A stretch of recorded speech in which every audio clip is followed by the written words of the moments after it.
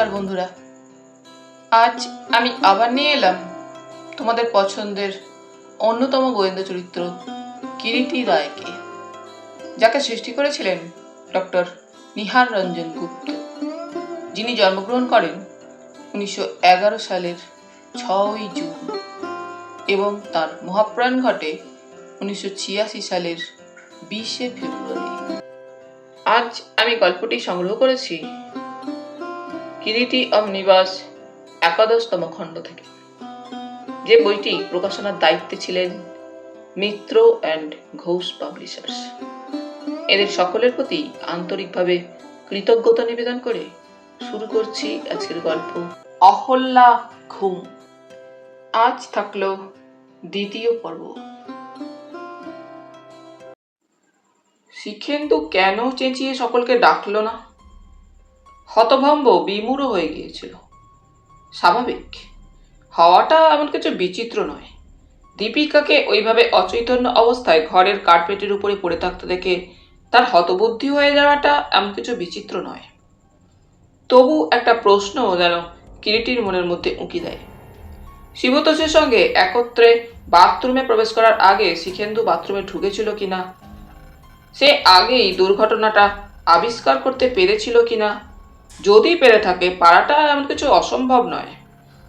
এমনও হতে পারে হয়তো ঘরে ঢুকে মেঝের ওপর অচৈতন্য দীপিকাকে পড়ে থাকতে দেখে সে বাথরুমে আলো জ্বলতে দেখে ঢুকেছিল। তারপর সেখানে বন্ধুর মৃতদেহটা আবিষ্কার করবার পর কিংকর্তব্য বিমূঢ় হয়ে পড়েছিল কিছুক্ষণের জন্য। বুঝে উঠতে পারেনি হয়তো কি করবে এখন, সে কি করা উচিত মনেও হয়তো পড়েনি কথাটা ওই মুহূর্তে।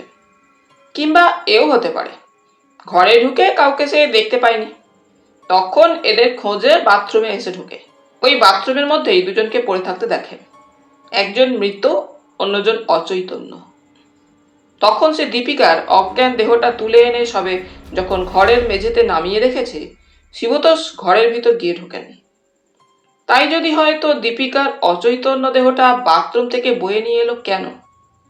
কি এমন প্রয়োজন ছিল তার? কেনই বা আনতে গেল? বাথরুমে দীপিকা পড়ে থাকলেই বা কি এমন ক্ষতি ছিল? সেটাই তো বরং সকলের চোখে স্বাভাবিক ঠেকত। দ্রুত একটার পর একটা প্রশ্ন যেন কিরিটির মনের মধ্যে আসা যাওয়া করতে থাকে। আসে আর যায়, যায় আর আসে। জানা দরকার কতগুলো প্রশ্নের উত্তর। তার অবশ্যই জানা দরকার রাত 11টা থেকে 11:45 এই 1 ঘন্টা সময়ের মধ্যে 3 তলায় নির্বাণিত সে শয়নঘরে কেউ এসেছিল কিনা, কিংবা ওই সময়ে কেউ কাউকে 3 তলায় আসতে দেখেছিল কিনা। 2 নম্বর, শিখেন্দু বীরেন মুখার্জির কাছে যা বলেছে তা একেবারে নির্ভুল সত্য কিনা। 3 নম্বর, শিখেন্দু ও দীপিকার সহপাঠী, সেও কি ভালোবাসতো মনে মনে দীপিকাকে, কিংবা দীপিকা সম্পর্কে তার মনের মধ্যে কোথাও কোনো দুর্বলতা ছিল কিনা। অসম্ভব নয় ব্যাপারটা। দীপিকা তার স্বামীর হত্যার ব্যাপার সম্পর্কে কিছু জানে কিনা, সে ঘরে ঢুকে কাউকে দেখেছিল কিনা। সে যদি ঘরে ঢুকে তার স্বামীকে না দেখে বাথরুমেই গিয়ে তার খোঁজে ঢুকে থাকে এবং তখনই সে মৃতদেহটা আবিষ্কার করেছিল, না তার চোখের সামনেই হত্যাকাণ্ডটা সংঘটিত হয়েছে। যদি তা না হয়ে থাকে, অর্থাৎ সে বাথরুমে ঢুকেই আবিষ্কার করে থাকে তার স্বামীর মৃতদেহটা, তবে চিৎকার করে উঠে ও সেখানেই তার অজ্ঞান হয়ে পড়ে যাওয়াটা সঙ্গে সঙ্গে স্বাভাবিক। ছুটে এসে ঘরের মধ্যে অজ্ঞান হয়ে পড়বে কেন? প্রচণ্ড আঘাত লেগেছে মনে, এখনো একটা কথাও বলেনি। সেক্ষেত্রে তার ঘরের মধ্যে অজ্ঞান হয়ে ওইভাবে পড়ে থাকাটা যেন মন মেনে নিতে চাইছে না। 6 নাম্বার, স্বামীর মৃত্যুই ওই আঘাতের কারণ, না অন্য কোনো কারণ আছে ওইভাবে মুখ হয়ে যাওয়ার? দীপিকাকে কথা বলতেই হবে। সহজে হয়তো সে মুখ খুলবে না, কিন্তু মুখ তাকে খুলতেই হবে। হত্যাকারী পক্ষে আজ রাত্রে এই বাড়িতে আসাটা এমন কিছু কঠিন ছিল না। উৎসবের বাড়িতে অগণিত অতিথি এসেছে, তাদের সঙ্গে মিলে মিশে হয়তো সেও এসেছিল কোনো এক সময়। তারপর কোনো এক ফাঁকে 3 তলায় চলে যাওয়া তার পক্ষে কষ্টসাধ্য ছিল না। তারপর বাথরুমে হয়তো সুযোগের অপেক্ষায় লুকিয়েছিল, কিন্তু তারপর হত্যা করার পর কোন পথে সে গেল? নিশ্চয়ই বাথরুমের ম্যাথরিদের যাতায়াতের দরজার পথে। এখানেও মনের মধ্যে একটা দ্বিধা যাচ্ছে কিরিটির। কিসের দ্বিধা? কেন দ্বিধা? ঘুরে ফিরে আবার শিখেন্দুর কথাই মনে আসছে। শিখেন্দু, দীপিকা, নির্বাণিতোষ পরস্পরের সহপাঠী, অনেক বছর একসঙ্গে কেটেছে, যার ফলে নির্বাণিতোষের সঙ্গে ঘনিষ্ঠতা ও বিয়ে। ত্রিকোণ কোনো প্রেমের মর্মন্তুদ শেষ দৃশ্য নয় তো নির্বাণিতোষের হত্যার ব্যাপারটা? শেষ কথা যেটা কিরিটির মনে হয়, ওই হত্যার ব্যাপারে শিবতোষ মল্লিকের প্রথম পক্ষের স্ত্রীর সন্তান আশুতোষ মল্লিক, যে মানুষটা তার জন্মদাতার প্রতি একটা প্রচণ্ড ঘৃণা ও বিদ্বেষ বরাবর পোষণ করে এসেছে। বাপের সাহায্য কখনো এক কপর্দকও নেয়নি, চেষ্টা করেও তাকে শিবতোষ তার গৃহে আনতে পারেননি। বাপের মুখ পর্যন্ত দেখতেও নারাজ। কেন? কিসের এ ঘৃণা, কিসের এ আক্রোশ, যা এত বছরেও বাপ ও ছেলের পরস্পরের মধ্যে সম্পর্কটা সহজ হতে দিল না? নিজে সামান্য চটকলের একজন মজুর, হয়তো লক্ষ্যপতি বাপকে স্বীকার করল না। তার মাকে তার পিতামহ এ বাড়িতে প্রবেশাধিকার দেয়নি, স্বীকার করেনি কখনো পুত্রবধূ বলে। কিন্তু বাপ তো তার স্ত্রীকে বরাবরই স্বীকার করেছে। তবে এত ঘৃণা ও এত আক্রোশের কারণ কি আশুতোষের তার বাপের প্রতি? 10 নাম্বার, 3 তলায় নির্বাণিতোষের শয়নঘরের দরজাটা বন্ধ থাকাই তো স্বাভাবিক ছিল, কিন্তু দেখা যাচ্ছে খোলা ছিল। কেন?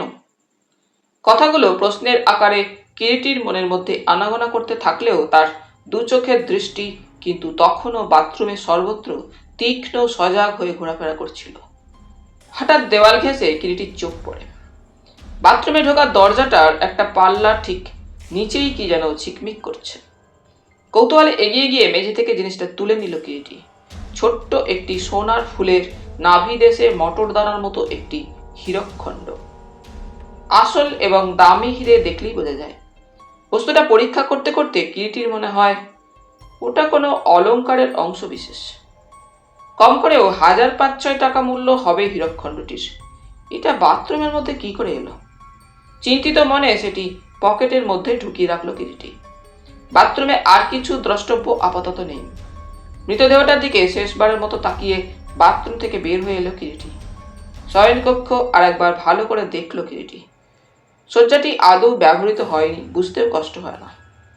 মধুরাত্রে মিলনের আগেই মৃত্যু এসে ছবল হেনেছে, সবকিছুর উপরে সমাপ্তির রেখা টেনে দিয়েছে। কিরিটি ঘর থেকে বের হয়ে 3 তলা থেকে 2 তলায় নেমে এলো। শিবতোষ বাবু তখনও বসে আছেন উচ্চমানের মতো। শিবতোষ বাবু? কে? রায়মশাই, আসুন, আপনার বৌমার সঙ্গে একবার দেখা করতে চাই। শিবতোষের খাস ভৃত্য গোকুল দরজার বাইরেই ছিল। তাকে ডেকে শিবতোষ বললেন, দেখ তো ছোটদি কোথায়? সাথীর জবানবন্দি শেষ হয়ে গিয়েছিল। বড় বোন স্মৃতিকে নিচে পাঠিয়ে দিয়ে সে আবার দীপিকার পাশে গিয়ে বসেছিল। গোকুল তাকে ডেকে নিয়ে এলো। ডাকছো বাবা? হ্যাঁ, কিরিটি বাবুকে একবার বৌমার কাছে নিয়ে যা। বৌদি তো এখনো তেমনি বোবা হয়ে বসে আছে বাবা, সাথী বললে। কথাটা বলে সাথী যেন একটু বিরক্তির সঙ্গে কিরিটির মুখের দিকে তাকালো। কিরিটি সম্মতভাবে বলল, আপনার ভয় বা চিন্তার কোনো কারণ নেই সাথী দেবী, ওকে আমি কোনো রকম বিরক্ত করব না। সাথী নিরাসক্ত কণ্ঠে বলল, আসুন। দুখানা ঘরের পরের ঘরটার মধ্যেই দীপিকা ছিল। কিরিটি সাথীর সঙ্গে সঙ্গে সেই ঘরের মধ্যে প্রবেশ করল। বিবাহের পূর্বে সাথী ওই ঘরটাতেই থাকত, বিবাহের পর যখন এখানে আসে এই ঘরেই থাকে। দীপিকার জ্ঞান হবার পর সকলে দীপিকাকে সাথীর ঘরেই নিয়ে এসেছিল। বীরেন মুখার্জি যেমন দেখে এসেছিলেন ঠিক সেইভাবেই বসেছিল তখনও দীপিকা, মাথাটা নিচু করে, দৃষ্টি ভূমির ওপরে নিবদ্ধ। তীক্ষ্ণ দৃষ্টিতে কিরিটি একবার দীপিকাকে দেখে নিল এবং তার অভিজ্ঞ দৃষ্টি তাকে বুঝিয়ে দেয় দীপিকার জ্ঞান ফিরে এলেও সে তার স্বাভাবিক চেতনা ফিরে পায়নি। এও বুঝতে পারে কিরিটি নিদারুণ কোনো মানসিক আঘাতেই তার মানসিক চেতনা লুপ্ত হয়েছে। তাকে প্রশ্ন করে কোনো লাভই হবে না। কিরিটি লক্ষ্য করে আরও, দীপিকার কপালে বাঁ দিকে একটা কালশিটা। সামনের কিছু চূর্ণ বিপর্যস্ত কুন্তল স্থানভ্রষ্ট হয়ে কপালের উপর এসে পড়েছে। কিরিটি পকেট থেকে হীরকখণ্ডটি বের করে সাথীর দিকে এগিয়ে ধরে বললে, সাথী দেবী, দেখুন তো এটা চিনতে পারেন কিনা। সাথী সোনার বসানো হীরকখণ্ডটি হাতে নিয়ে দেখেই বলল, কোথায় পেলেন এটা? জানেন এটা কার? এটা তো বৌদির স্মৃতিমৌড়ের সঙ্গে ছিল। মা দিয়েছিলেন এটা বিয়ের পর আশীর্বাদে। স্মৃতিমৌড়টা কোথায় দেখি। সাথী এগিয়ে গিয়ে আলমারি থেকে স্মৃতিমৌড়টি বের করে আনলো। দেখা গেল সাথীর ধারণা মিথ্যে নয়। স্মৃতিমৌড়ের সঙ্গে যে ছোট্ট সোনার এস দিয়ে এটা লাগানো ছিল সেই এসটা আছে তখনও। সাথী আবার বলল, হ্যাঁ এটার সঙ্গেই লাগানো ছিল হিরেটা। কোথায় পেলেন এটা? উপরের ঘরে? হিরেটি সাথীর প্রশ্নের কোনো জবাব না দিয়ে কেবল বলল, এটা রেখে দিন। আপনাকে কয়েকটা কথা জিজ্ঞাসা করতে পারি সাথী দেবী? কি? আপনি তো আজ রাত্রে আপনার বৌদিকে ওপরে পৌঁছে দিয়ে আসেন। হ্যাঁ। ঘরে ঢুকেছিলেন? না, সিঁড়ি থেকেই আমি চলে এসেছিলাম। সিঁড়ি দিয়ে নামবার সময় কোনো শব্দ বা চিৎকার শুনেছিলেন? না। কতক্ষণ বাদে চিৎকার শোনেন? মিনিট 15-20 বাদে বোধ হয়। কিরকম চিৎকার? ভয় পেলে যেমন চিৎকার করে। বিয়ের আগে দীপিকা দেবী এ বাড়িতে আসেননি? কতবার এসেছে। দাদার ক্লাস ফ্রেন্ড ছিল তো বৌদি। জানি। আচ্ছা, আপনাদের এক সৎ ভাই আছেন জানেন? জানি। দেখেছেন তাকে কখনো? না, তিনি কখনো এখানে আসেননি। ওই সময় শিবতোষের বড় মেয়ে স্মৃতি এসে ঘরে ঢুকল। ইনি? কিরিটি প্রশ্ন করে। আমার দিদি স্মৃতি। আমার নাম কিরিটি রায়। কিরিটি কথাটা বলার সঙ্গে সঙ্গেই স্মৃতি কিরিটির মুখের দিকে তাকালো। একটু যেন শ্রদ্ধা মিশ্রিত তার দৃষ্টি। কিরিটি রায় নামটা স্মৃতির অপরিচিত নয়। তার বাপের মুখে শুনেছে এবং শুনেছে ভদ্রলোকের প্রতি তাদের বাবার কি অগাধ শ্রদ্ধা। আপনি কোন ঘরে থাকেন স্মৃতি দেবী? পাশের ঘরেই। আপনার দাদার ঘনিষ্ঠ বন্ধুদের বোধহয় আপনি সকলকেই চেনেন। যারা এ বাড়িতে আসতেন তাদের কেবল চিনি। আর ঘনিষ্ঠতা দাদার কার সঙ্গে ছিল একমাত্র শিখেন্দুদা ছাড়া বলতে পারবো না। এ বাড়িতে আপনার দাদার কাছে আর কে কে আসতো? নির্মলবাবু আর সঞ্জীব বাবু। তারা আপনার দাদারই সমবয়সী ছিল বোধহয়। নির্মলবাবু বোধহয় বয়সে একটু বড় হবেন দাদার চাইতে, কারণ শুনেছিলাম। কি শুনেছিলেন? অনেকবার নাকি ফেল করেছেন নির্মলবাবু। মানুষটা যেমন হাসি খুশি তেমনি আমুদে। আচ্ছা, তারা এসেছিলেন নিশ্চয়ই উৎসবে? সাথী বলতে পারে, কারণ যে ঘরে বৌদিকে বসানো হয়েছিল দাদার বন্ধুরা কে কে প্রেজেন্টেশন দিতে এসেছিলেন ওই বলতে পারে। স্মৃতি বলল। সাথী দেবী, নির্মলবাবুকে দেখেছি, তাকে চিনতামও, কিন্তু আর যারা এসেছিলেন অনেকেই তো এসেছিলেন, কাউকে আমি চিনতে পারিনি। সঞ্জীব বাবুকে দেখেননি? মনে পড়ছে না। ঠিক আছে, আপনাদের আর বিরক্ত করব না, আমি নিচে যাচ্ছি। নিচের পার্লারে যখন এসে কিরিটি প্রবেশ করল, বীরেন মুখার্জি তখন গোকুল বৃত্তকে প্রশ্ন করছেন। তাহলে গোকুল, তুমি বরাবরই দোতলায় ছিলে? আগে কর্তাবাবুর হুকুম ছিল দোতলায় যেন সর্বক্ষণ আমি থাকি। হঠাৎ ওই সময় কিরিটি প্রশ্ন করল, গোকুল, তোমার দাদাবাবুর বন্ধু যারা এ বাড়িতে আসতো তাদের নিশ্চয়ই তুমি চেনো? সকলকে তো চিনি না আগে, গোকুল বলল। তবে দুই একজনকে চিনি। তারা কে? কিরিটি আবার প্রশ্ন করল। নির্মল বাবু, সঞ্জীব বাবু, পরেশ বাবু আর শিখেন্দু বাবু তো এ বাড়ির লোক একরকম। নির্মল বাবু, পরেশ বাবু, সঞ্জীব বাবু এসেছিলেন আজ? আগে নির্মল বাবু আর পরেশ বাবু এসেছিলেন। আর সঞ্জীব বাবু আসেননি? কই, তাকে তো দেখিনি। পরেশ বাবু আর নির্মল বাবু বউকে যে ঘরে বসানো হয়েছিল সে ঘরে যাননি? গিয়েছিলেন তাকে।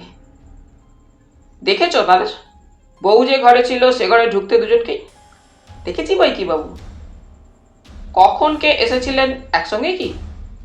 আগে না, রাত 8টা 8:15 নাগাদ পরেশবাবুকে দেখেছি। আর নির্মলবাবু এসেছিলেন রাত তখন 9টা কি 9:45 হবে। নির্মলবাবুকে বের হয়ে যেতে দেখেছ? ঠিক লক্ষ্য করিনি বাবু, মিথ্যে বলবো কেন? কিরিটি আবার প্রশ্ন করল। রাত্রে কাকে তুমি 3 তলায় যেতে দেখেছো? মনে করে বলতে পারো গোকুল? বড় দিদিমণি বাদ দুই, ছোট দিদিমণি একবার উপরে গিয়েছিলেন। তাছাড়া শিখেন্দু দাদাবাবু একবার গিয়েছিলেন। আর একজন বউ নীল রঙের দামি শাড়ি পরনে, মাথায় ঘোমটা ছিল, উপরে যেতে দেখেছি। শিখেন্দু দাদাবাবু কখন তিনতলায় গিয়েছিলেন গোকুল? রাত 10টা হবে তখন, কি তার 2-4 মিনিট পরেও হতে পারে। তাকে নেমে আসতে দেখেছিলে? না। কখন আবার নেমে এসেছেন দেখিনি। আর সেই বউটি? শিখেন্দু দাদাবাবুর উপরে যাওয়া বোধহয় আধ-ঘন্টা-খানেক পরে। ঠিক সময়টা তোমার মনে আছে? আগে না, তবে ওই রকমই মনে হয়। তাকে নেমে আসতে আবার দেখেছিলে? না। দেখনি? না। দাদাবাবু উপরে যাওয়ার পরেও নেমে আসতে দেখনি? না। দাদাবাবু কখন ওপরে গিয়েছিলেন? ওই বউটি ওপরে যাবার কিছু আগেই। রাত 11:45, তারও আগে? ওই রকমই হবে বোধহয়, ঠিক আমার মনে নেই। আচ্ছা গোকুল, যে বউটি ওপরে গিয়েছিল তাকে দেখলে চিনতে পারবে? আগে না, মাথায় ঘোমটা ছিল। উপরে উঠবার সময় পেছন থেকে দেখেছি, ঠিক দেখতে পাইনি। এ বাড়িতে উৎসবে যোগ দিতে বাবুর আত্মীয় পরিজন যারা এসেছেন তাদের মধ্যে কেউ কি? বলতে পারবো না, তাদের তো আমি সকলকে চিনি না। একমাত্র প্রায়ই আসা যাওয়া করেন যারা, তাদের ছাড়া। গতকাল আর আজ তো অনেকেই এসেছেন গিয়েছেন। একপাশে দাঁড়িয়েছিল শিবতোষের সরকার বা প্রাইভেট সেক্রেটারি জ্যোতিষ সামন্ত। কীর্তি তার দিকে তাকালো। জ্যোতিষবাবু কিছু বলছিলেন? এ বাড়িতে আত্মীয় পরিজনদের মধ্যে অল্প বয়সী বউ অনেক আছেন, তাই না? সেরকম কেউ আছেন বলে তো আমি জানি না। যারা সাধারণত এসে থাকেন মধ্যে মধ্যে, তাদের মধ্যে। তবে আজ তো অনেক আত্মীয় পরিজনই এসেছিলেন উৎসবে, তাদের মধ্যে কেউ হতে পারেন। কিরিটি যেন কি ভাবছিল অন্যমনস্কভাবে। মৃদু কণ্ঠে বললে, তা অবশ্যই হতে পারে, কিন্তু সে বউটি যেই হোক, সে 3তলায় গিয়েছিল কেন? 3তলায় তো যাবার কথা নয় কারো। ঠিক আছে mister Mukherjee, I am sorry to disturb you. আপনি আপনার কাজ করুন। বীরেন মুখার্জি মধ্যখানে কিরিটির প্রশ্নোত্তরে একটু বিরক্তই হয়েছিলেন বোধহয়, কিন্তু মুখে সেটা প্রকাশ করলেন না। আরও কয়েকটা মামুলি প্রশ্ন করার পরে অন্য ভৃত্য রাজেনকে ডেকে দেবার জন্য গোকুলকে বললেন। গোকুল চলে গেল। রাজেন একটু পরেই ঘরে এসে ঢুকলো। গোকুলের চেহারাটা মোটা সোটা বেটে, একটু গোলালো এবং রং কালো। রাজেন ঢ্যাঙা, লম্বা, রোগা, শুকনো পাকানো চেহারা। গোকুলের চোখের চাউনি ভাসা ভাসা, একটু যেন বোকা বোকা মনে হয় ওকে চোখের দিকে তাকালে। কিন্তু রাজেনের চোখের দৃষ্টিতেই বোঝা যায় লোকটা চালাক চতুর, গোকুলের মতো নিরীহ সরল হাবাগোবা নয়। তোমার নাম রাজেন? বীরেন মুখার্জি প্রশ্ন করলেন। আগে রাজেন সাধু। এ বাড়িতে কতদিন কাজ করছো? আগে 10 বছরের কিছু বেশি হবে। কিরিটি সোফার উপর বসে পাইপে অগ্নিসংযোগ করে টানতে থাকে। তুমিও কি সন্ধ্যা থেকে ওপরেই ছিলে? আগে না, আমি নিচের প্যান্ডেলে ছিলাম। দাদাবাবু আমাকে সেখানেই থাকতে বলেছিলেন। রাজেন, নিমন্ত্রিত পুরুষ ও মহিলারা কি সব এক প্যান্ডেলে বসে খেয়েছেন? আগে না, মেয়েদের জন্য পৃথক ব্যবস্থা ছিল। সামনের দিকের প্যান্ডেলে পুরুষরা খেয়েছেন, পিছনের প্যান্ডেলে মেয়েরা। তুমি কোন প্যান্ডেলে ছিলে? 2 প্যান্ডেলে আমি ছুটে ছুটে বেরিয়েছি দাদাবাবুর সঙ্গে সঙ্গে।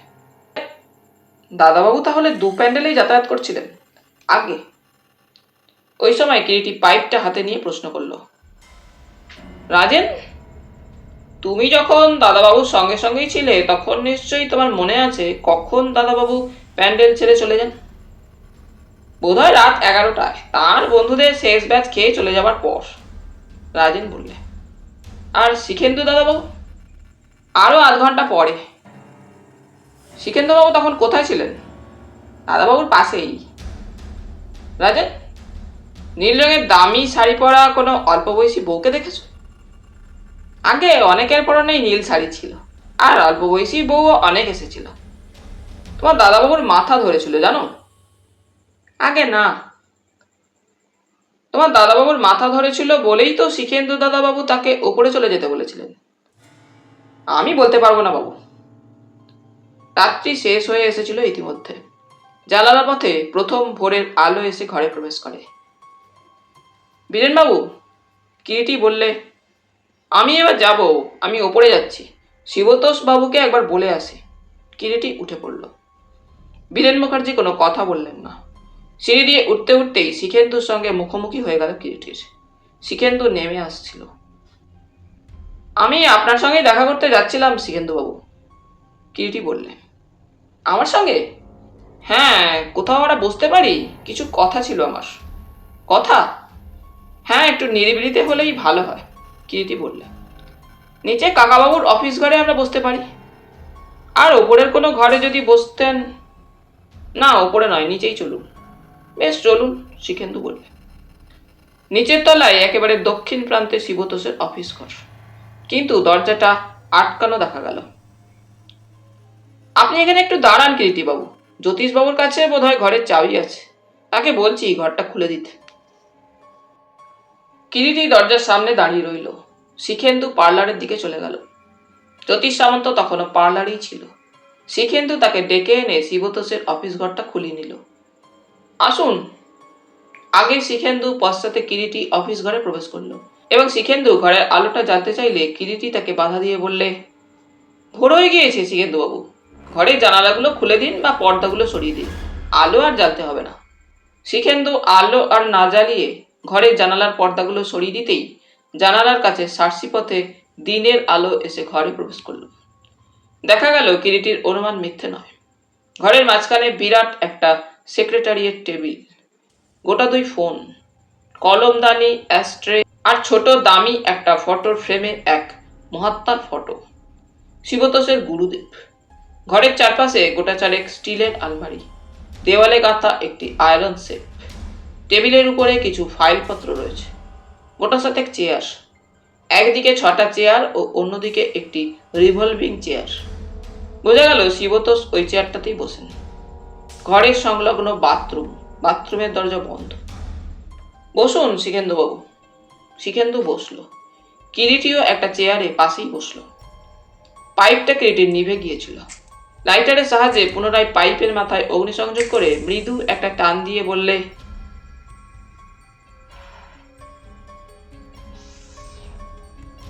বুঝতেই পারছেন শিখেন্দুবাবু, ব্যাপারটা রাদার ডেলিকেট, তাই একটু নিরিবিলিতে আপনাকে নিয়ে এলুম। শিখেন্দু কোনো জবাব দিল না।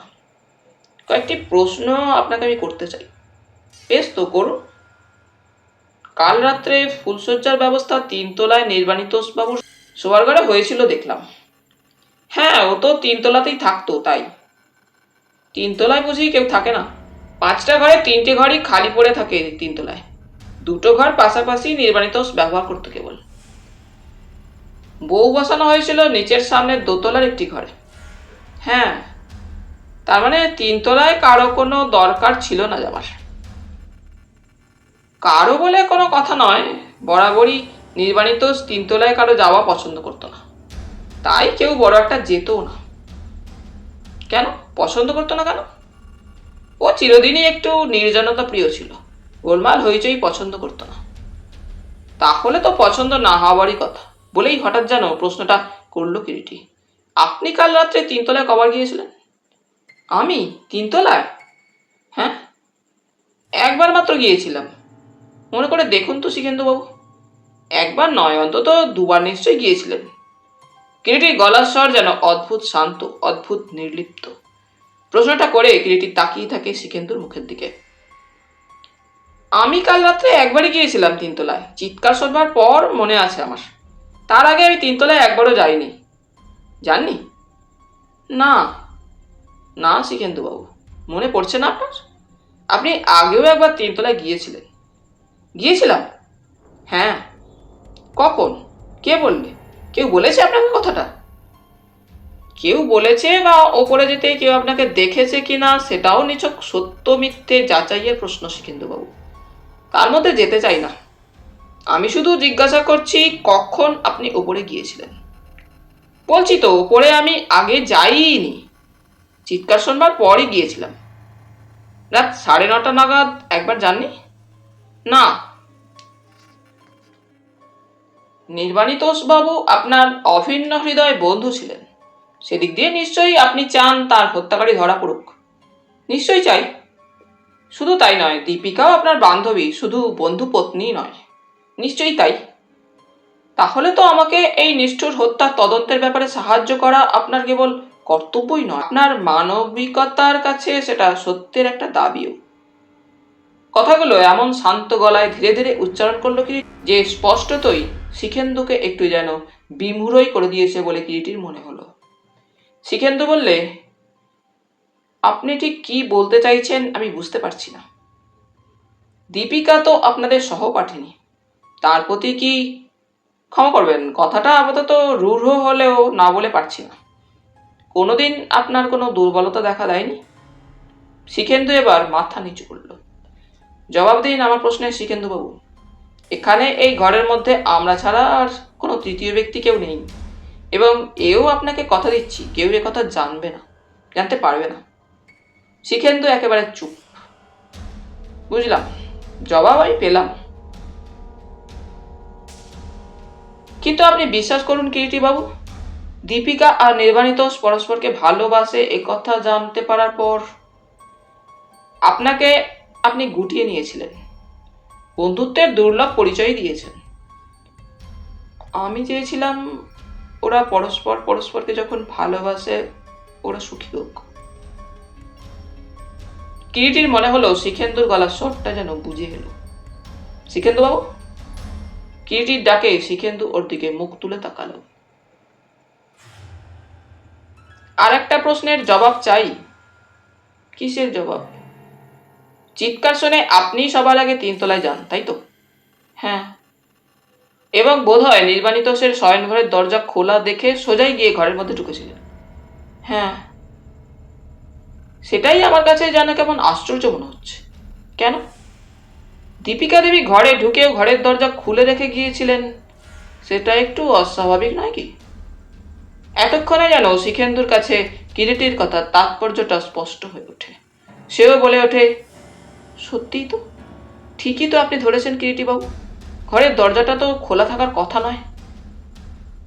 অথচ আপনি খোলাই আছে দেখেছিলেন। হ্যাঁ, যাক সে কথা। তারপর ঘরে ঢুকে আপনি কি দেখেছিলেন? দীপিকা সোফার উপর অজ্ঞান হয়ে পড়ে আছে। না। কি বলছেন? বলছি এই যে দীপিকা দেবী ঘরের মেঝেতে পড়েছিলেন না। তবে কোথায় ছিল সে? কথাটা বলে কেমন যেন একটু বোকার মতোই চেয়ে থাকে শিখেন্দু কিরিটির মুখের দিকে। বাথরুমের মধ্যে। সেখান থেকে তার অচৈতন্য দেহটা আপনি বুকে করে তুলে এনে পরে ঘরের মেঝেতে শুইয়ে দিয়েছিলেন, তাই নয় কি? কিন্তু আমি জানি শিখেন্দুবাবু, আমার অনুমান মিথ্যে নয়। আমি যা বললাম সেই রকমই হয়েছিল। শিখেন্দু নীরব। তাহলে মনে হচ্ছে অবশ্যই এবারেও আমার অনুমানই দ্বিতীয় অনুমান। দীপিকা দেবী ঘরে ঢুকবার পর দরজা বন্ধ করে দেন ঘরের, কিন্তু নির্বাণিতোষকে ঘরের মধ্যে দেখতে পান না। খুঁজতে খুঁজতেই তখন গিয়ে বাথরুমে ঢোকেন। আলোটা বাথরুমে নেভানো ছিল সম্ভবত। আলোটা জ্বালবার পর তার স্বামীর মৃতদেহটা তার দৃষ্টিতে পড়ে। সঙ্গে সঙ্গে চিৎকার করে তিনি মুহূর্তে জ্ঞান হারিয়ে পড়ে যান। আর তাই যদি হয় তো ঘরের দরজাটা খুলে দিয়েছিল কে? কে? প্রতিধ্বনির মতোই যেন শিখেন্দু কথাটার পুনরাবৃত্তি করল। একজনের পক্ষেই সেটা খুলে দেওয়া সম্ভব ছিল। কে? কার কথা বলছেন? হত্যাকারী। শান্ত নির্লিপ্ত কণ্ঠে কিরিটি কথাটা উচ্চারণ করল। হত্যাকারী? হ্যাঁ। অথচ তাকে আপনি দেখেননি? না। তাহলে সে কোন পথে এ বাড়ি থেকে বের হয়ে গেল এবং কখন? শুধু তাই নয় শিখেন্দুবাবু, ওই সঙ্গে আরো 3টে প্রশ্ন আসছে। প্রশ্ন? আরো 3টে? তাই। প্রথমত হত্যাকারী তখনও উপরেই ছিল, কিন্তু কেন কেন সেই হত্যা করার পরও চলে গেল না? দ্বিতীয়, হত্যাকারীকে সম্ভবত দীপিকা দেবী দেখতে পেয়েছিলেন। কথা হচ্ছে হত্যাকারী দীপিকা দেবীর পরিচিত কেউ, না কোনো তৃতীয় অপরিচিত ব্যক্তি। এবং তৃতীয়ত, আকস্মিকভাবে স্বামীর মৃতদেহটা আবিষ্কার করা মাত্রই তিনি চিৎকার করে উঠে অজ্ঞান হয়ে পড়েছিলেন, না হত্যাকারীকে চিনতে পেরেই চিৎকার করে জ্ঞান হারিয়েছিলেন। শিখেন্দু যেন একেবারে বোবা, তার মুখে কোনো কথাই নেই।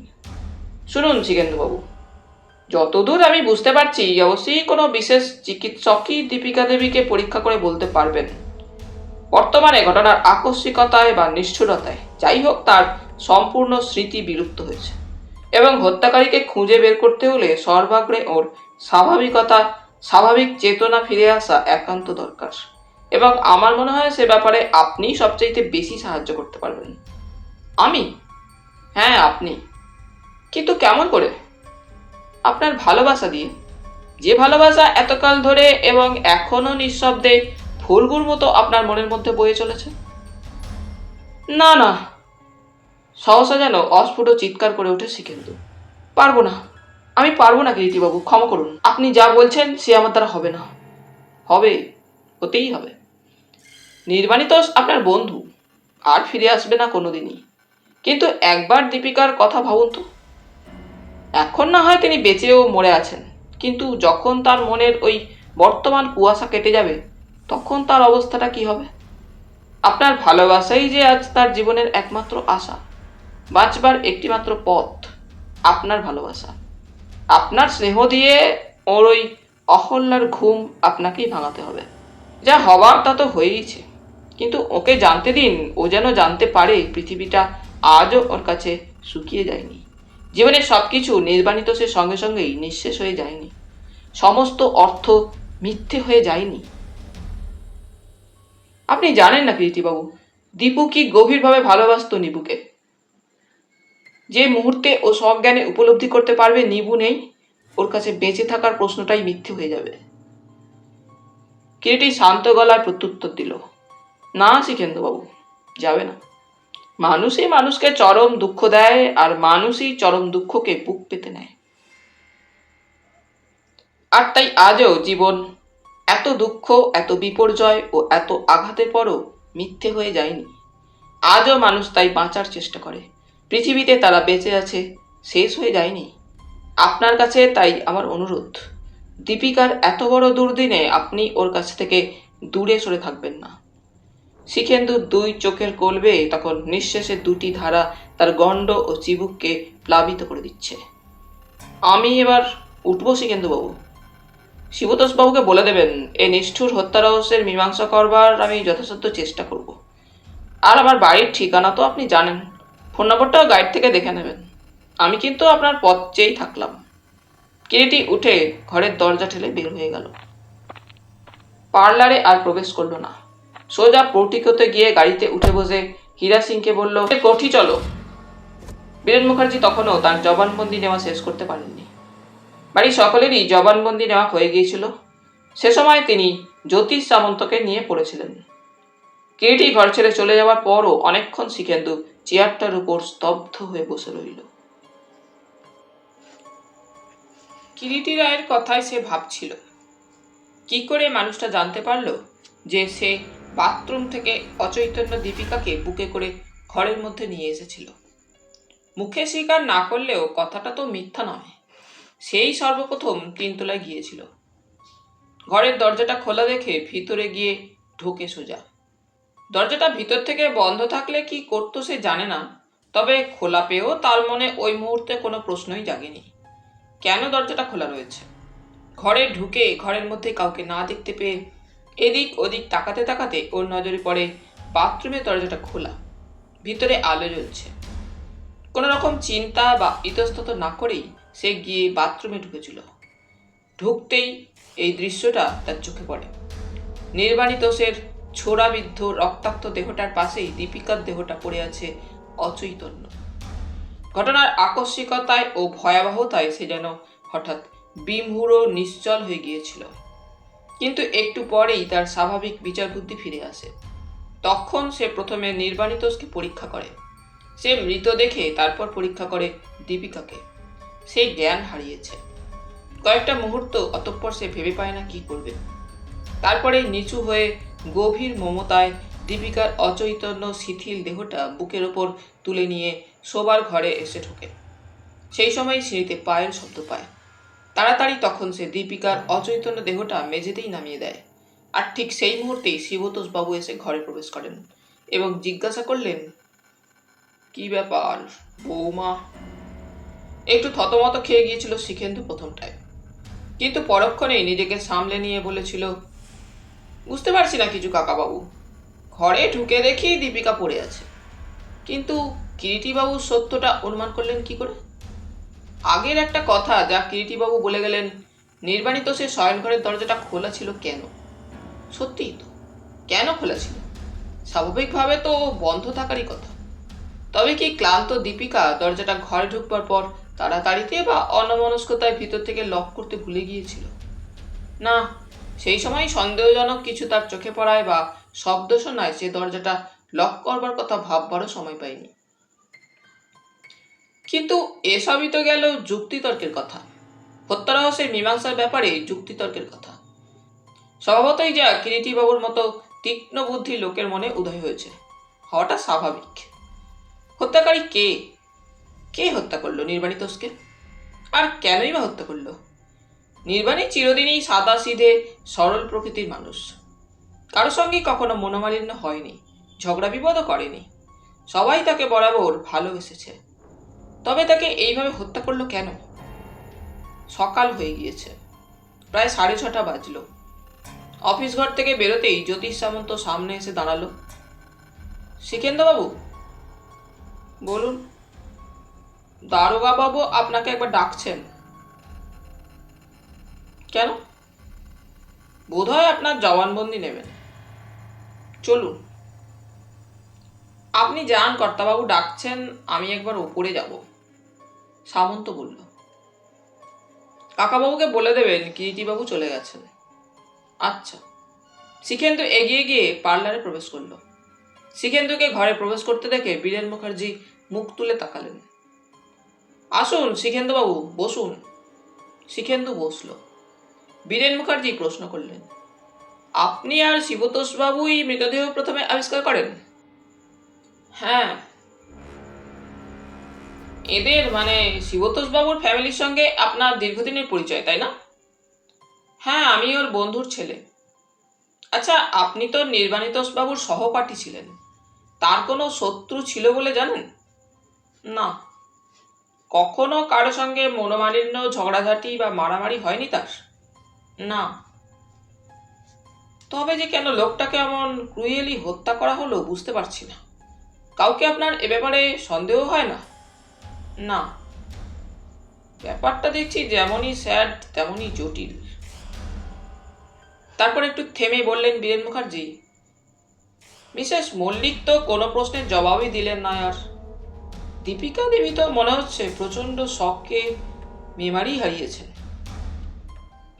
ঠিক আছে, ওরা সুস্থ হয়ে উঠুন, তারপর একসময় আসা যাবে। বিশেষ করে দীপিকা দেবীকে আমি কয়েকটা প্রশ্ন করতে চাই। এখন তাহলে আমি উঠব। একটা অনুরোধ আছে আপনার কাছে মিস্টার মুখার্জি, শিখেন্দু বললে। বলুন। সংবাদপত্রে যেন ব্যাপারটা না ছাপা হয়। বুঝতেই পারছেন এত বড় একটা ফ্যামিলির প্রেস্টিজ। না না, আমরা কিছু বলবো না, কিন্তু পাড়াপড়শিরা তো আছে, সংবাদপত্রের নিউজ রিপোর্টারদের কি আর কিছু জানতে বাকি থাকবে? আর একটা কথা বলুন, ডেড বডি কখন পেতে পারি? বুঝতেই পারছেন তো ব্যাপারটা মার্ডার কেস, তদন্ত না হলে তো পাবেন না দেহ। একটু পরেই এসে ডেড বডি নিয়ে যাবে, তবে চেষ্টা করব আজই যাতে পান। শিবতোষবাবুর সঙ্গে তো ডিসির পরিচয় আছে, তাকেই একবার বলতে বলুন না ওকে ফোনে। আচ্ছা চলি। শিখেন্দুরও নিজেকে অতিশয় ক্লান্ত লাগছিল। সারাটা রাত চোখের পাতা এক করতে পারেনি, চোখ দুটো জ্বালা করছিল। ঘর থেকে বেরোতেই রাজেনের সঙ্গে দেখা হলো। রাজেন, আমি একবার মেসে যাচ্ছি, ঘন্টা দেড়েকের মধ্যেই ফিরবো। কেউ খোঁজ করলে বলো। যে আগে। বড় রাস্তায় আসতেই একটা খালি ট্যাক্সি পেয়ে গেল শিখেন্দু। ট্যাক্সিতে উঠে বসে বললে, শিয়ালদার দিকে চলিয়ে সর্দারজি। কলেজের কাছাকাছি সার্কুলার রোডের ওপরে একটা মেসে ছাত্রজীবন কাটিয়েছে শিখেন্দু। কলেজ হোস্টেলে কখনো সে থাকেনি, পাস করার পরও ওইখানেই রয়ে গিয়েছে। ওরা তিনজনই নীলরতন সরকার মেডিকেল কলেজের ছাত্র। নির্বাণী তোষ বরাবর বাড়ি থেকেই পড়াশোনা করেছে। দীপিকা থেকেছে কলেজের কম্পাউন্ডের মধ্যে, লেডিজ হোস্টেলে। দিন 15 হলেও তার বাবা বিয়ের ব্যাপারে সপরিবারে দিল্লি থেকে এসে বালিগঞ্জ অঞ্চলেই বাড়ি ভাড়া করে আছেন। ইদানিং দীপিকা সেখানেই ছিল। হোস্টেলে পাশাপাশি দুটো ঘরে ওরা 4 জন থাকে। ও আর সঞ্জীব একটা ঘরে, পাশের ঘরে নির্মল ও পরেশ। ঘরে ঢুকে দেখে জানালা পথে রোদ এসে পড়েছে। সঞ্জীব তখনও শয্যায় শুয়ে ঘুমোচ্ছে, পাশ বালিশটা জড়িয়ে। সঞ্জীব, এই সঞ্জীব! শিখেন্দুর ডাকে সঞ্জীব চোখ মেলে তাকালো। কে? ওঠ ওঠ! বিরক্ত করিস না শিখেন্দু, একটু ঘুমোতে দে। সঞ্জীব আবার চোখ বুঝল। এদিকে খবর শুনেছিস? পরে শুনবো। সঞ্জীব ঘুম জড়ানো গলায় কথাটা বলে আবার ঘুমোবার চেষ্টা করে। ওঠ, শোন, নির্বাণী মারা গেছে। সঙ্গে সঙ্গে যেন লাফিয়ে উঠে বসলো শয্যার উপরে সঞ্জীব। হ্যাঁ, কি বললি? কে মারা গেছে? নির্বাণী মারা গেছে। নির্বাণী তোষ মল্লিক। কি যা তা যোগ করছিস এই সকালবেলা? সঞ্জীব বললে। যোগ নয়, সত্যি। He has been brutally murdered. Sanjeev, murdered? Sanjeev কথাটি বলে ফ্যাল ফ্যাল করে চেয়ে থাকে শিখেন্দুর মুখের দিকে। হ্যাঁ, সত্যি সত্যি বলছিস শিখেন্দু? সঞ্জীব যেন কথাটা তখনও বিশ্বাসই করতে পারে না। শিখেন্দু তার খাটের ওপর বসে সঞ্জীবের মুখের দিকেই চেয়ে থাকে। সঞ্জীব চিরকালই পাতলা রোগা, গায়ের রংটা যেমন টকটকে ফর্সা, মুখখানিও তেমনি সুন্দর, যেন একটা মেয়েলি ছাপ আছে মুখে। পরনে লুঙ্গি, গায়ে একটা গেঞ্জি, চোখে মুখে প্রসাধনের চিহ্ন, ঠোঁটের লিপস্টিকের রক্তিম আভা। কাল তুই বৌভাতের নিমন্ত্রণে যাসনি? শিখেন্দু জিজ্ঞাসা করল। কখন যাব? থিয়েটারই তো শেষ হলো রাত 12:30টায়। বলেই তো ছিলাম কাল আমাদের পাড়ার ক্লাবে থিয়েটার আছে। বহ্নি শিখা নাটকে আমাকে কল্যাণীর রোল করতে হয়েছে। পাড়ার ক্লাব মানে পাইক পাড়ায়। ওরা দীর্ঘদিন ধরে আছে, মানে ওর বাবা রাধিকা বসু মশাই। ওই পাড়াতেই সঞ্জীবের জন্ম। পাড়ার ক্লাবের থিয়েটারে ও বরাবর ফিমেল রোল করে এসেছে। মানায়ও ওকে ফিমেল রোলে চমৎকার, এবং অভিনয়ও করে খুব ভালো। সঞ্জীব বলল, অত রাত্রে কেউ কোথাও নেমন্ত্রণ খেতে যায়? তাছাড়া ভীষণ টায়ার্ড লাগছিল। ফিরে এসে দেখ না, মুখের মেকআপও ভালো করে তুলতে পারিনি। কোনো মতে একটু মেকআপ তুলেই শুয়ে পড়েছি। কিন্তু এইমাত্র তুই যা বললি তা সত্যি? হ্যাঁ, আমাকে এক্ষুনি আবার স্নান করে বেরোতে হবে। দীপা একেবারে বোবা হয়ে গিয়েছে, বোধহয় স্মৃতিভ্রংশ হয়েছে। হবেই তো, বেচারি। How sad. ফুলসজ্জার রাতেই কি করে মেরেছে বেচারিকে জানিস সঞ্জীব? কি করে? একটা ছোড়া একেবারে পিঠের বাঁ দিকে আমুল বসিয়ে দিয়েছে। বলিস কি? কি করে মারলো? বাড়ি ভর্তি লোক ছিল। কে মারলো কেউ কিছু জানতেই পারলো না। শিখেন্দু সংক্ষেপে তখন সমস্ত ঘটনাটা বলে গেল। সঞ্জীব যেন একেবারে হতবাক। বললে, সত্যি আমি যেন এখনো ভাবতেই পারছি না ব্যাপারটা শিখেন্দু। কেবল তুই কেন, কেউই আমরা ভাবতে পারছি না। নির্মল কোথায়? নির্মলকে ডাক। সঞ্জীব নির্মলের নাম ধরে ডাকতেই সে পাশের ঘর থেকে এসে ওদের ঘরে ঢুকলো। গালে শেভিং ক্রিম লাগানো, হাতে সেফটি রেজার। অর্ধেক কামাতে কামাতেই ওদের ডাকে ঘরে এসে ঢুকলো। কি ব্যাপার? শিখেন্দু কখন ফিরলি? নির্বাণী তোষ খুন হয়েছে কাল রাত্রে, জানিস? শিখেন্দু বললে আবার। খুন হয়েছে? নির্বাণী? কি কি বলছিস তুই শিখেন্দু? এবারে সঞ্জীবী ব্যাপারটা বললে নির্মলকে। তুই কাল রাত্রে কখন নির্বাণীদের বাড়ি থেকে চলে এসেছিলি? শিখেন্দুই প্রশ্নটা করলো। আমি তো বোধহয় 10টার পরই চলে এসেছি। তখন তো নির্বাণী প্যান্ডেলেই ছিল। নির্মল বলল। হ্যাঁ, নির্বাণী আগাগোড়াই প্যান্ডেলেই ছিল। রাত 11:15 নাগাদ আমাকে বলল তার মাথা ধরেছে। তাই আমি বললাম, আমাদের বন্ধু বান্ধবরা তো সবাই এসে গেছে, এক সঞ্জীব বাকি। সে এলে আমি খাইয়ে দেবো খন, তুই যা, ওপরে চলে যা। শিখেন্দু বলল। তারপর? সঞ্জীব শুধালো। নির্বাণী ওপরে চলে যায়। তারপর?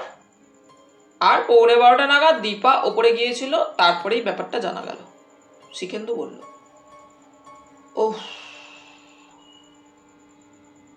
নির্মল বলল, তাহলে মনে হচ্ছে 11:15 থেকে রাত 11:45 ওই 1 ঘন্টা সময়ের মধ্যেই কোনো এক সময় নির্বাণীকে কেউ খুন করে গিয়েছে, সঞ্জীব বলল।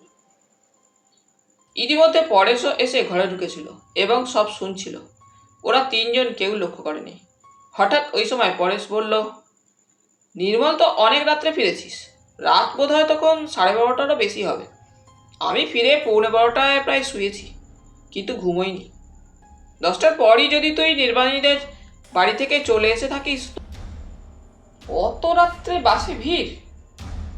পরেশ কথাটা বলে নির্মলের মুখের দিকে তাকালো এবং বলল, দেখো বাবা, চালাকি করো না, অতক্ষণ কোথায় ছিলে বলো। পরেশ চিরদিনই ডিটেকটিভ বইয়ের পোকা।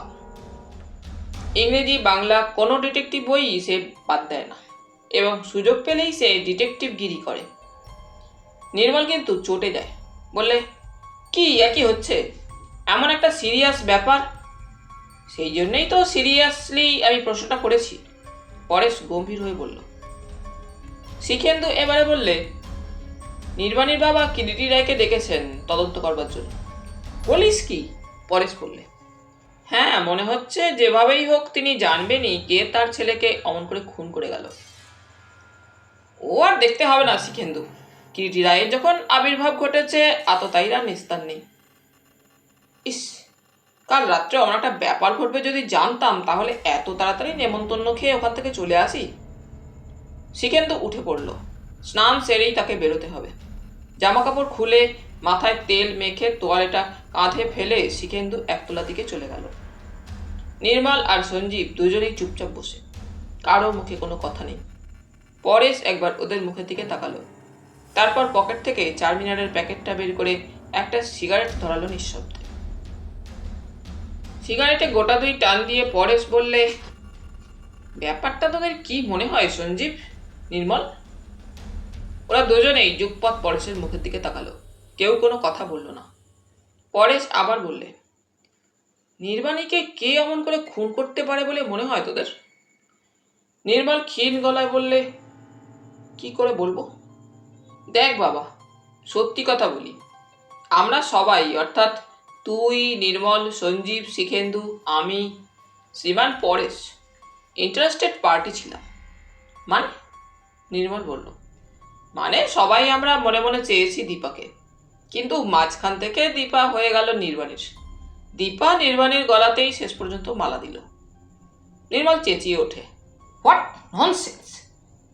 বোকার মতো কি সব যা তা বলছিস পরেশ?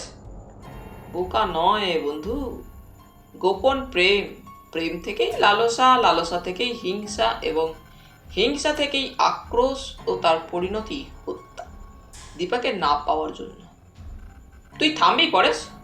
নির্মল আবার খিজিয়ে ওঠে। আমি থামলেও কিরিটি রায় থামবে না বন্ধু, পরেশ বললে। সঞ্জীব বললে, এমন একটা সিরিয়াস মুহূর্তে তোর এইসব ভণ্ডামি আমার একটু ভালো লাগছে না পরেশ, সত্যি। কিন্তু তবু এটা সত্যি সঞ্জীব, তুই, আমি, নির্মল, শিখেন্দু সবাই নির্বাণীর মতো দীপাকে মনে মনে কামনা করেছি। দোষ নেই অবশ্যই তাতে। একটি সুন্দরী আকর্ষণীয় তরুণীর প্রতি আমাদের মতো তরুণদের আকর্ষণ জায়গাটায় এমন কিছু দোষের নয়, রাদার ন্যাচারাল। তাছাড়া আমার কথাটা যে মিথ্যা নয় সেটা নিশ্চয়ই তোমরা কেউ অস্বীকার করতে পারবে না। সঞ্জীব বললে, তার মানে পরেশ তুই কি বলতে চাস? সঞ্জীবের গলার স্বরটা যেন একটু কেঁপে গেল। বলতে চাই যা একটু আগেই তা তোদের বললাম। ওই সময় শিখেন্দু তোয়ালা দিয়ে মাথা মুছতে মুছতে ঘরে পুনরায় প্রবেশ করে বললে, কি বলি রে পরেশ? বলছিলাম, পরেশ বললে, তুই, আমি, নির্মল, সঞ্জীব, আমরা এই 4 জনের মধ্যে কি? হাতে চিরুনিটা নিয়ে পরস্পরের মুখের দিকে তাকালো শিখেন্দু। যে কেউ একজন, পরেশ বললে, কাল রাত্রে নির্বাণীকে হত্যা করতে পারি। হাতে চিরুনি থেমে যায় শিখেন্দুর, সে যেন বজ্রাহত। পরেশের মুখের দিকে তাকিয়ে ক্ষীণ বোঝা গলায় প্রশ্ন করলে, আমরাই কেউ কাল রাত্রে নির্বাণীকে হত্যা করেছি? করেছি তা তো আমি বলিনি শিখেন্দু, তবে করতে পারতাম। তোর কি মাথা খারাপ হয়েছে? শিখেন্দু বলল। মাথা আদৌ খারাপ হয়নি। আমরা সকলেই মনে মনে দীপাকে চেয়েছি, নির্বাণীও চেয়েছিল, এবং শেষ পর্যন্ত সেই পেল দীপাকে। তাতে করে নির্বাণীর ওপরে একটা আক্রোশ আমাদের হওয়া স্বাভাবিক, যে আক্রোশের বশে হত্যাও করা যায়। শিখেন্দু চুপ, একেবারে যেন বোবা। হাতের চিরুনি হাতেই ধরা আছে তখন তার। সে ফ্যাল ফ্যাল করে চেয়ে আছে পরেশের মুখের দিকে। পরেশ যেন হিংস্র নখর দিয়ে তাদের প্রত্যেকের মনের উপর থেকে একটা পর্দা ছিঁড়ে ওদের প্রত্যেককে নিজেদের মুখোমুখি দাঁড় করিয়ে দিয়েছে। পরেশ বলতে থাকে, দেখ, একমাত্র সঞ্জীব ছাড়া আমরা সকলেই কাল রাত্রে উৎসবে উপস্থিত ছিলাম। আমরা সকলেই ছিলাম নির্বাণীর বন্ধু, কাজেই আমাদের দ্বার ওই বাড়িতে অবারিত ছিল। আমরা যদি ইচ্ছা করতাম, অনায়াসেই আমরা যে কেউ একজন আমাদের মধ্যে কোনো এক ফাঁকে তিনতলায় গিয়ে বাথরুমের মধ্যে সুযোগের অপেক্ষায় আত্মগোপন করে থাকতে পারতাম। তারপর ক্ষীণ গলায় বলে উঠল সঞ্জীব ও শিখেন্দু। তারপরে কাজ শেষ করে অনায়াসেই বাড়ি থেকে বেরিয়ে আসতে পারতাম। কিন্তু শিখেন্দু বললে, গোকুল দোতলার বারান্দায় ছিল, তিনতলায় কাল রাত্রে যে যে গিয়েছে সে বলেছে। কারো পক্ষে এটা সম্ভব নয় বন্ধু, সর্বক্ষণ সিঁড়ির দিকে নজর রাখা। আর এও সম্ভব নয়, রাদার অ্যাবসার্ড। ভাবো তো যে গোকুল সর্বক্ষণই তিনতলা সিঁড়ির দিকে চেয়েছিল, প্রত্যেক বাড়ি দেখেছে। কিন্তু সঞ্জীব তো কাল উৎসব বাড়িতে যায়নি। শিখেন্দু বললে, তবে তাকে কি করে সন্দেহ করা যেতে পারে? যায়নি সেটা সঞ্জীব বলেছে। সঞ্জীব ওই সময় বললে, আমি কি মিথ্যা বলেছি? মিথ্যা তুমি বলেছ কি না বলেছ সেটাও প্রমাণ সাপেক্ষ। তার মানে? সঞ্জীব বেশ যেন একটু বিরক্তই হয়েছে মনে হলো। আমি তো রাত্রে সে সময় থিয়েটার করছিলাম। কিরিটিবাবু শুনলে হয়তো বলবেন ওটা তোমাকে, মানে তোমার ওই সময়ে অনুপস্থিতিটার স্রেফ একটা অ্যালিবাই। মানে দেখ পরেশ, তোর ডিটেকটিভ বই পড়ে পড়ে মাথাটাই দেখছি বিগড়ে গেছে। নির্মল বললে, এই ধরনের সব লুজ টক্স সময় বিশেষে কত সাংঘাতিক মারাত্মক হয়ে উঠতে পারে জানিস? সে তুই যাই বল নির্মল, সন্দেহের তালিকা থেকে আমরা তিনজন, বিশেষ করে নির্বাণীর বন্ধুদের মধ্যে বাদ পড়ব না। ইডিয়েট, নির্মল বললে। পরেশ কিন্তু নির্মলের গালাগালিটা গায়ে মাখে না, হাসতে থাকে।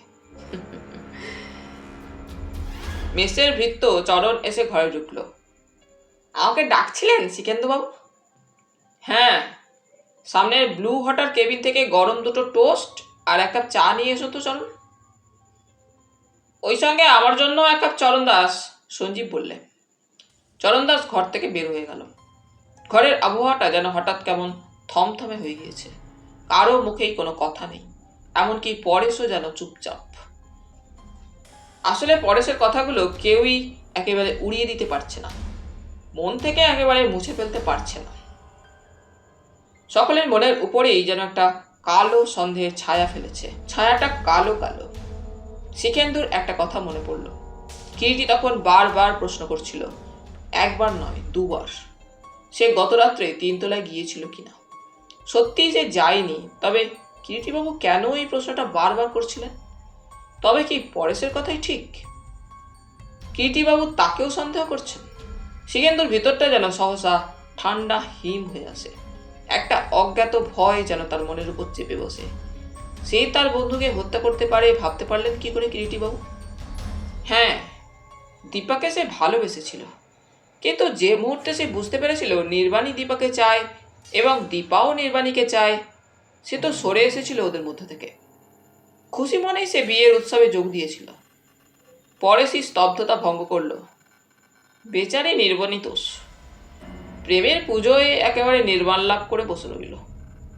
নির্মল চেঁচিয়ে ওঠে হঠাৎ, অস্বাভাবিক গলায়, তুই থামবি পরেশ? পরেশ বলল, একটা সিগারেট দে, গলাটা শুকিয়ে উঠেছে, একটু ধোঁয়া দেওয়া দরকার। গলায় নয়, তোর মনে আগুন দেওয়া দরকার, নির্মল বললে। সে সকলকেই একদিন দিতে হবে, পরেশ নির্বিকার কণ্ঠে বলল। শিবতোষ মল্লিকের বেলতলা গৃহে যে রাত্রে দুর্ঘটনা ঘটে তার দিন দুই পর, অর্থাৎ শনিবার রাত্রে দুর্ঘটনাটা ঘটেছিল। মঙ্গলবার সন্ধ্যার কিছু পরে জগদ্দল মিল ওয়ার্কার্সদের ঘিঞ্জি পাশাপাশি কোয়ার্টার্সগুলোর মধ্যে 15 নম্বর কোয়ার্টারটা খুঁজতে খুঁজতে একসময় এসে যখন 15 নম্বরের সামনে গিয়েটি দাঁড়ালো ধোঁয়ায় ও সন্ধ্যার অন্ধকারে, তখন সেখানে যেন শ্বাসরোধ হবার জোগাড়। হাত দুই আড়াই প্রস্থে হবে খোয়া বিছানো কাঁচা রাস্তা, এবং রাস্তায় যে আলোর ব্যবস্থা আছে তা এত অপ্রতুল যে চট করে কোনো কিছু নজরেই আসে না। ভাগ্যিস একজন ওয়ার্কার 15 নম্বর কোয়ার্টারটা দেখিয়ে দিয়েছিল। ঠিক দেখিয়েও নয়, বলে দিয়েছিল রাস্তাটা যেখানে শেষ হয়েছে একটা পুরো জমি, তারই সামনে একটা নিম গাছ, সেই নিম গাছের কাছেই শেষ কোয়ার্টারটাই 15 নম্বর কোয়ার্টার। আশুর, অর্থাৎ আশু মল্লিকের বিয়ে থা করেনি লোকটা। দুটো ছোট ছোট ঘর নিয়ে একাই থাকে আশু মল্লিক। সেই বলেছিল যে লোকটি খোঁজ দিয়েছিল আশু মল্লিকের বিনোদ দস্তিদার, তার কাছেই মোটামুটি আশু সম্পর্কে জানতে পেরেছিল কথায় কথায় কিরিটি। লেবার ইউনিয়নের আশু মল্লিক একজন কর্তা ব্যক্তি। লোকটার গায়েও যেমন শক্তি তেমনই দুর্দান্ত সাহস, মারপিট করতে ওস্তাদ। তবে হ্যাঁ, লোকটার দিল আছে, ইউনিয়নের জন্য প্রাণ পর্যন্ত দিতে পারে। মিলের কর্তা ব্যক্তিরা ও বাবুরা সবাই তাকে ভয় করে রীতিমতো। রাস্তার পাশেই কাঁচা ড্রেনটা থেকে দুর্গন্ধ ছড়াচ্ছে, তারই কিছু দূরে একটা বারোয়ারি জলের কল, সেখান থেকেই সবাই জল নেয়। বাড়ির দরজাটা বন্ধ থাকলেও খোলা জানালা পথে কিরিটির নজরে পড়ে ঘরের মধ্যে আলো জ্বলছে। কিরিটি বেশ উঁচু গলাতেই ডাকলো, আশুবাবু আছেন? আশুবাবু? বার দুই ডাকতেই সাড়া এলো, কে?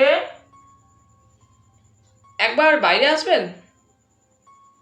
আসছি।